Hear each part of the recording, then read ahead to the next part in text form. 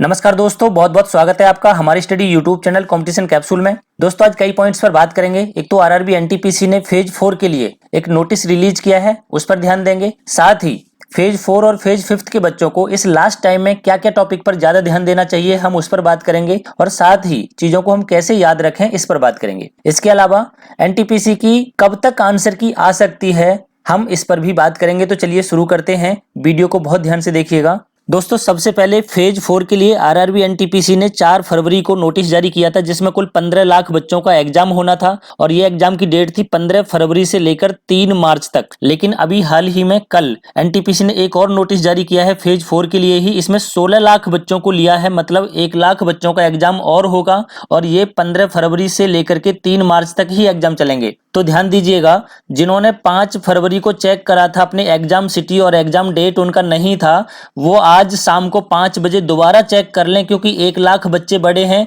तो हो सकता है कि आपका एग्जाम भी फेज 4 में शेड्यूल्ड कर दिया गया हो। तो फ्रेंड्स जरूर इसको इग्नोर नहीं करिएगा। 11 फरवरी को शाम 5 बजे के बाद आप अपने एग्जाम सिटी और एग्जाम डेट जरूर चेक कर लें कि आपका एग्जाम किस डेट में कहां पर है। अब बात करें कि लास्ट टाइम में हम किन किन टॉपिक पर ज्यादा ध्यान दें, तो देखिए सबसे पहले अगर मैं जीके जीएस की बात करूं तो दोस्तों कांग्रेस के अधिवेशन जरूर देख लीजिए, क्योंकि एक क्वेश्चन हर शिफ्ट में पूछा जा रहा है। गांधी जी से रिलेटेड भी क्वेश्चन आ रहे हैं। इसके अलावा ऐतिहासिक लड़ाइयां, दर्रे, नदियां, बांध, झीलें और बंदरगाह, इन पर भी क्वेश्चन बन रहे हैं, तो इनको भी जरूर देख लें। आपको इनसे रिलेटेड कई सारे वीडियो प्लेलिस्ट में मिल जाएंगे, आप जाकर वहां से भी देख सकते हैं।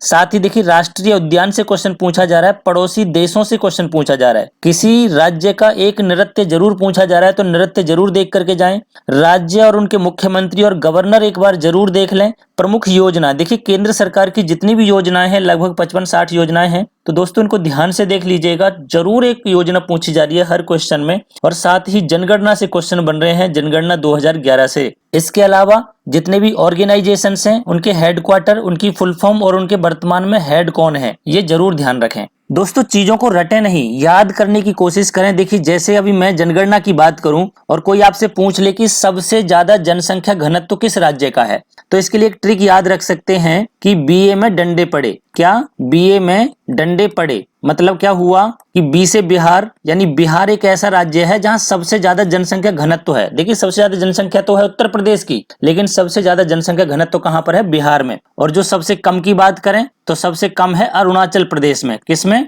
सबसे कम अरुणाचल प्रदेश में। यानी ये तो बात हुई राज्यों की। अगर केंद्र शासित प्रदेश की बात करें तो डी से दिल्ली, यानी सबसे ज्यादा जो जनसंख्या घनत्व है वो केंद्र शासित प्रदेश में दिल्ली के अंदर है। और जो सबसे कम है वो डंडे, अंडमान निकोबार, अंडमान एंड निकोबार में है सबसे कम। तो ऐसी चीजों को याद रख सकते हैं। देखिए अभी एक और क्वेश्चन पूछा गया था कल परसों ही कि लोकसभा जो है वो किस अनुच्छेद में आती है। तो फ्रेंड्स चीजों को लर्न करें इमेज के साथ में। इससे जैसे फॉर एग्जांपल अभी देखिए वैलेंटाइन वीक चल रहा है और मान लीजिए आपको किसी सरला नाम की लड़की से प्यार हो गया है। सरला से आप याद रख सकते हैं 79, 80 और 81, यानी जो संसद है वो 79 में, राज्यसभा 80 में और लोकसभा जो है वो 81 में आता है। तो चीजों को इमेज के थ्रू याद रखें, आसानी से याद रहेंगी। दोस्तों मैं कल से ही कुछ अच्छे वीडियो आपको लेके आऊंगा। जो टॉपिक हार्ड है, आपको याद नहीं हो पाते, जैसे इंपॉर्टेंट डेज आपको याद नहीं हो पाते, या फिर आपको वॉर की डेट याद नहीं हो पाती कि कौन सा वॉर किस सन में हुआ था, आपको इन्वेंशन नहीं पता चल पाती कि कौन सी खोज किसने की थी।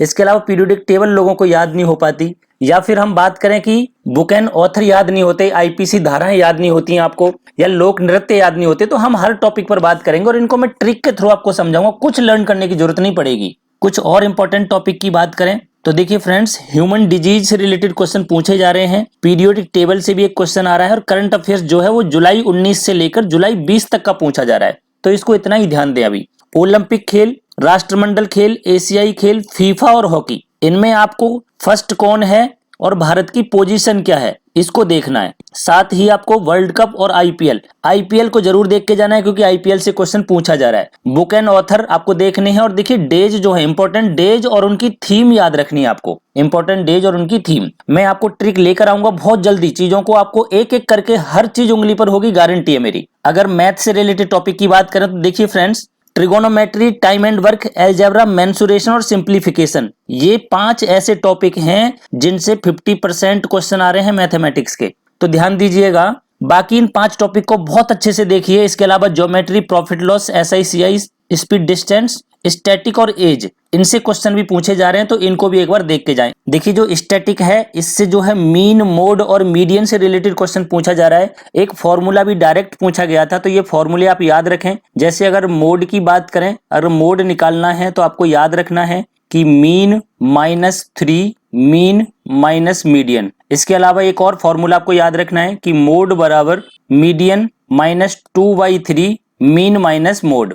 ये आप इन दोनों फॉर्मूलाओं को याद रखें, इनसे डायरेक्ट क्वेश्चन आ रहा है। इसके अलावा अगर रीजनिंग के इंपॉर्टेंट टॉपिक की बात करें तो देखिए फ्रेंड्स, रीजनिंग में भी ऐसा ही है। सिटिंग अरेंजमेंट, स्टेटमेंट, कंक्लूजन और अजम्पशन, इन दोनों से क्वेश्चन पूछे जा रहे हैं। कोडिंग, डिकोडिंग और सीरीज, 50% क्वेश्चन इन 4 टॉपिकों से आ रहे हैं। साथ ही आपको देख के जाना है dice, embedded figure, blood relation, mathematical expression, direction और रैंकिंग, इनसे भी क्वेश्चन पूछा जा रहा है। तो दोस्तों ये तो बात हुई सिलेबस की। एक बार थोड़ा सा इनको टॉपिकों को ज्यादा देखें, क्योंकि अभी पूरा सिलेबस करने से कोई मतलब नहीं है।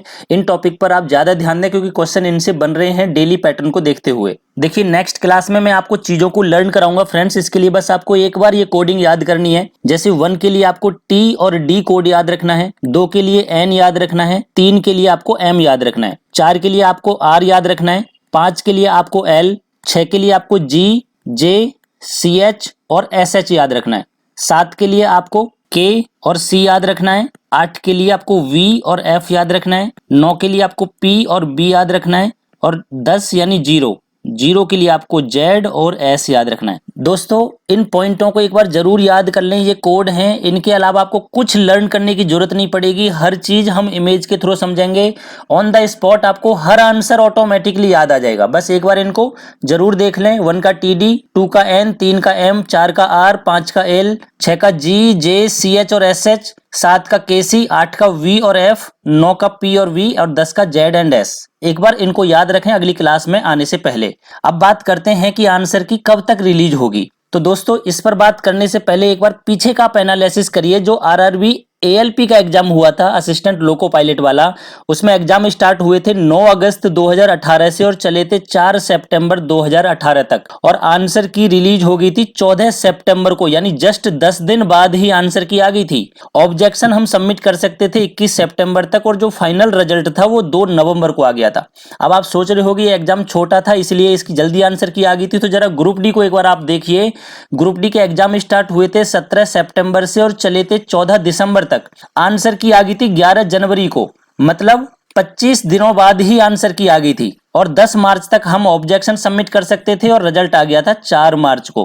फ्रेंड्स इससे क्या निष्कर्ष निकल रहा है कि एग्जाम खत्म होने के बाद आंसर की बहुत डिले नहीं होगी, जल्दी आएगी। तो देखिए अब अगर NTPC की हम आंसर की बात करें कि NTPC की आंसर की कब तक आ सकती है, तो फ्रेंड्स 15 फरवरी से आपका फेज 4 स्टार्ट हो रहा है, जो कि चलेगा 3 मार्च तक। इसके बाद अभी तक फेज 4 को मिला के लगभग 97 लाख बच्चों का एग्जाम हो चुका होगा, यानी कि लगभग 18 से 20 लाख बच्चे बचेंगे एग्जाम के लिए। तो देखिए फेज 5 में बहुत ज्यादा चांसेज हैं कि इन सभी बच्चों का एग्जाम करा लिया जाए, लेकिन 1% हम मान सकते हैं कि फेज 6 भी आ सकता है। तो फ्रेंड्स टोटल मार्च यानी कंप्लीट मार्च में एग्जाम चलेंगे, ये तो कंफर्म है, और मैं आपको ये कंफर्म बता रहा हूं, आप इस बात को लिख लो। मई के फर्स्ट वीक में कंफर्म लग रहा है कि आंसर की आ जाएगी फ्रेंड्स, क्योंकि ये अप्रैल से लेकर के और जून के बीच में ग्रुप डी का एग्जाम चलाएंगे। इसी बीच में ये NTPC की आंसर की रिलीज कर देंगे जब तक इसके एग्जाम चलेंगे, और जैसे इसके एग्जाम खत्म होंगे तुरंत ये रिजल्ट दे देंगे और इसके CBT 2 की तैयारी कर लेंगे। तो ये है इसकी एक्सपेक्टेड मेरे अकॉर्डिंग, और बाकी टाइम आने पर पता चलेगा। वीडियो पर अंत तक बने रहने के लिए आपका बहुत बहुत धन्यवाद। प्लीज अगर आपको वीडियो पसंद आए तो दोस्तों को शेयर करें और चैनल को सब्सक्राइब करें। Thank you so much.